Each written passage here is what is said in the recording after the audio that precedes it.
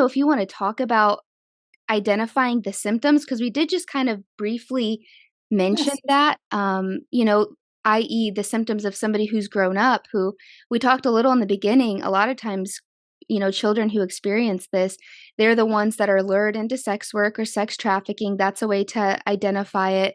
The addiction, the kind of void filling. But if you want to go, even younger too, to talk about those symptoms early on. So I'll do three things for you. I'll kind of tell you how I was actually lured into trafficking, and thank God I was able to escape, to get Oh, out. wow. I'll tell you that story, and then we'll start with children and what we need to look for in a child, and then we can talk about what we need to look for in an adult. We have time to do Okay. all three? Yes. Yes, we do. Real quickly. So after I tried to commit suicide, I moved in with a friend and obviously had no money, homeless, penniless. And so I had to, I didn't even have a car. So I tried to get a job, and I tried to get a job waiting tables, and I was 17. So you had to be 18 to serve alcohol. So I was outside of a restaurant sitting on these stone steps just crying because I couldn't get a job. I had gone up and down the street trying to find a job, and I wasn't what was I qualified for? Waiting Mhm. tables. At least that's what I thought. But sitting there crying, a Corvette drove up, and it was about a 45-year-old man, and he told me to get in. Oh my gosh. Being so stupid and so isolated growing up, we were isolated kind of from the world, just that power play that the abuser has. They have all power and control over you. Yep. So, of course, I got in the car and immediately, hey, how are you? I'm Randy. I can make all your troubles go away. Why are you Mhm. crying? And it's like, I need money. I'm homeless. And he's like, oh, no, I can help you with that. So he took me to his apartment.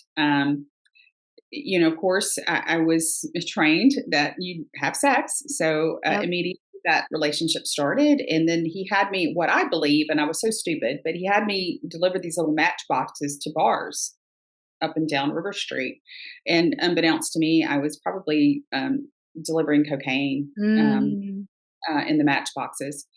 And so he one day, this has gone on for I don't know a couple weeks. He bought me stuff and fed me, and I would go. I was living with a family, so I'd kind of show up there, and then I'd go back to his apartment. And, so one day he said, "I've got a friend coming over, and you need to be really nice to him. He's really had a bad day, a bad time of it. I want you to be really nice to him. I'm going to leave, and he's going to be here in a few minutes." And so I waited there and kind of thought, okay, be really nice to him. I know what's going to happen.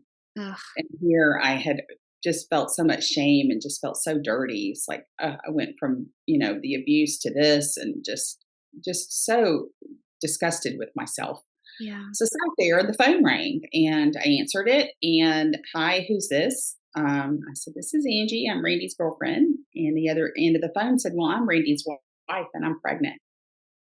And so Oh I my was like, gosh. okay. And I was like, okay. I hung up the phone immediately, and I was like, I just got to get out of here. I just got to go. I got to get out of here. So I left. And had I not left, you could kind of see where that was going. I was going down Yes. a road of trafficking, and I was 17 and very attractive at the time. And so Gosh. yeah, so that, most survivors are so desperate and been so conditioned to sex. That's what you do, Yes. um, Wow. and they do it to survive, for to eat, to have a Yep. roof over. So for children, what we want to look at is a distinct change in behavior that you cannot explain. And oftentimes it is dismissed as behavior problems, or it's dismissed as ADHD, or it's dismissed as puberty. There Mm. are a lot of reasons it's dismissed, but you need to consider child sexual abuse if Okay. there is a distinct change of behavior.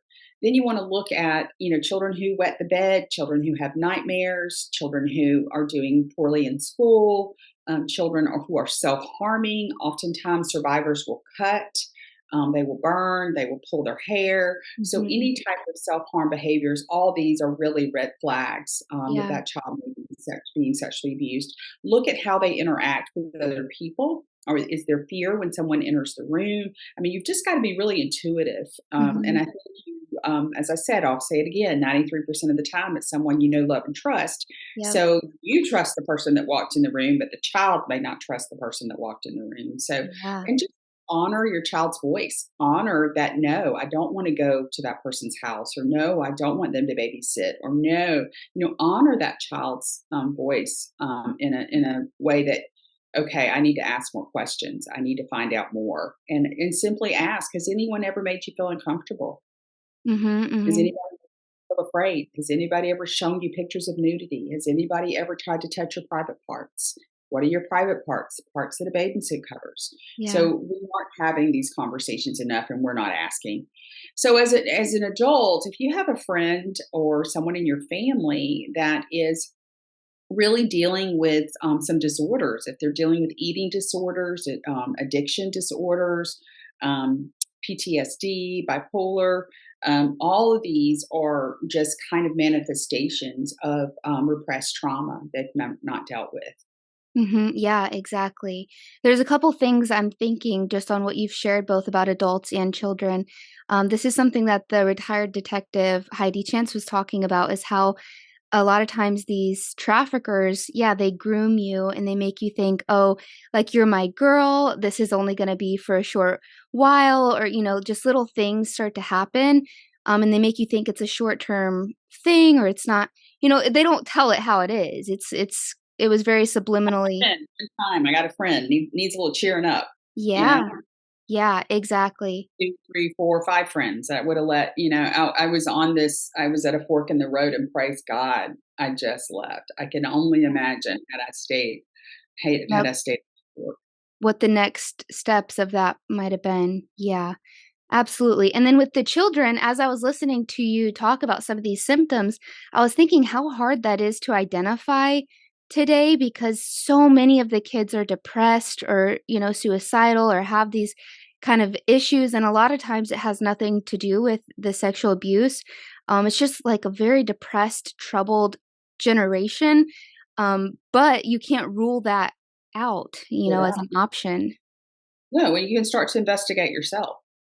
If you hear no, no, no, well, you know what? You can put a baby monitor in the basement when they're alone with their cousin playing video games. I mean, there are things that you can do Mm, to really find out what's going on. You can yeah. come back home unexpectedly when they're with a babysitter. Yeah. There are a lot of things that you can do. Oh my gosh, yeah, you talked about popping in, like how many times we leave our I don't have a kid yet, but I told you before we started recording, my husband and I are pregnant and we're having a little girl. So as I'm watching these interviews, I'm crying and I'm just thinking about how to be proactive with these things. And um yeah, you said how, we leave our kids in so many situations, be it piano lessons or tutoring or these different environments where something could happen, and how, yeah, we should pop in from time to time and not be too careful. Or And I've worked with thousands of survivors, thousands over the yeah, years, and heard so many different stories of how it's happened. One yeah. story was piano lessons. They were in the living room doing piano, and mom would go to the basement and do laundry while piano lessons were going on. Well, Mhm. guess what? The piano teacher was playing while he was having the child perform oral sex on it. Oh my gosh, God It forbid. happens in so many different ways, but, Yeah. I pray that we just can train up a vigilant society that can leave and say, "Guess what? I'm trained in child sexual abuse prevention, and so is my child. So if you try Yes. anything with them, they're gonna tell me."